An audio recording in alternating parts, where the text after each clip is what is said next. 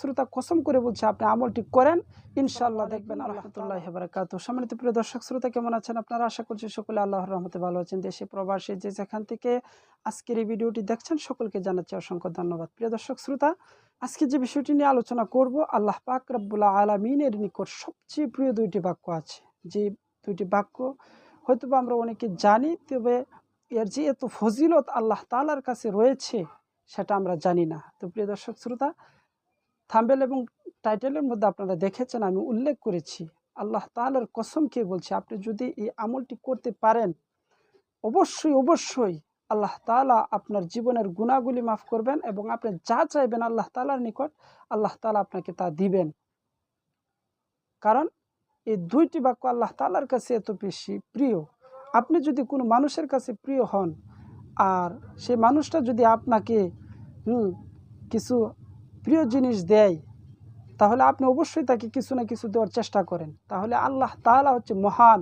সেই মহান আল্লাহ তাআলার প্রিয় বাক্য যদি আপনি উচ্চারণ করেন, প্রিয় বাক্য দ্বারা যদি আপনি সম্বোধন করেন, তাহলে আল্লাহ তাআলা কি আপনাকে কিছু দিবে না? অবশ্যই দিবে। তো প্রিয় দর্শক শ্রোতা, কসম করে বলছি আপনি আমলটি করেন, ইনশাআল্লাহ দেখবেন আল্লাহ তাআলা আপনাকে জীবনের সমস্ত গুনাহগুলি মাফ করে দেবেন। হাদিসের মধ্যে আসছে, বুখারী শরীফের একেবারে শেষ নম্বর হাদিস, আল্লাহ রসুল সাল্লাল্লাহু আলাইহি সাল্লাম বলছেন, আল্লাহ তাআলার নিকট দুইটি বাক্য এমন প্রিয় আছে যেগুলো মানুষের জবানে খুবই হালকা এবং মিজানের পাল্লাতে খুবই ওজন।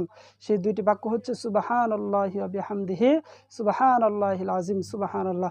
আপনারা কে আছেন যে এই শব্দগুলো জানেন না? অবশ্যই আমরা সবাই জানি সুবহানাল্লাহ অর্থাৎ আল্লাহ তাআলা পবিত্র।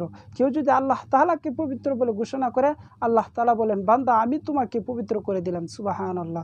এজন্য প্রিয় দর্শক শ্রোতা, এই দুইটি বাক্য আল্লাহ তাআলার কাছে এত প্রিয় যে দুনিয়াতে আর কোনো শব্দ নাই যে শব্দগুলো এই দুইটি শব্দের সাথে তুলনা হতে পারে। প্রিয় দর্শক শ্রোতা, আল্লাহ রসুল সাল্লাল্লাহু আলাইহি সাল্লাম আমাদেরকে বলেছেন, আমরা বানিয়ে বলতেছি না। এই জন্য এই শব্দগুলা উচ্চারণ করবেন, আল্লাহ তাআলার কাছে ক্ষমা চাইবেন, আল্লাহ তাআলা অবশ্যই আপনার দোয়া কবুল করবেন, আপনার মনের আশা পূরণ করবেন। আপনি যা চাইবেন আপনাকে আল্লাহ তাআলা তাই দিবেন। কারণ আপনি আল্লাহ তাআলাকে পবিত্র বলে ঘোষণা করছেন, আল্লাহ তাআলাও আপনার গুনাহগুলি ক্ষমা করে দিয়ে আপনাকে পবিত্র করে দেবেন, সুবহানাল্লাহ। এজন্যে আসুন আমরা সকলেই মিলে এই বাক্যগুলা বেশি বেশি করে পড়ি। কমপক্ষে প্রতিদিন আমরা 10 বার করে এই শব্দগুলি পড়ার চেষ্টা করবো ইনশাল্লাহ। কমপক্ষে 10 বার, সকালে 5 বার, বিকালে 5 বার করে যদি আমরা পড়ি, ইনশাল্লাহ আশা করি আল্লাহ তাআলার বান্দা হিসেবে আল্লাহ তাআলা আমাদেরকে অবশ্যই অবশ্যই মাফ করবেন। ইনশাল্লাহ সকলে রাজি আছেন তো? ইনশাল্লাহ সকলে আমল করবেন এবং আমার জন্য দোয়া করবেন, আমাদের ইউটিউব চ্যানেলের জন্য দোয়া করবেন। আমরা যে ভিডিওগুলি আপনাদের জন্য বানাই, আমাদের খুবই পরিশ্রম হয় আপনাদের জন্য। আপনারা যদি একটি শেয়ার করে দেন, অন্য মুসলমানদেরকে ভিডিওগুলি দেখার সুযোগ করে দেন, তাহলে এর কারণে হতে পারে আপনার একটা শেয়ারের কারণে অন্য একজন মুসলমান ভাই যদি দেখে আমল করে, তাহলে আপনিও কিন্তু একটি সওয়াব পেয়ে যাবেন আপনার প্রচারের কারণে।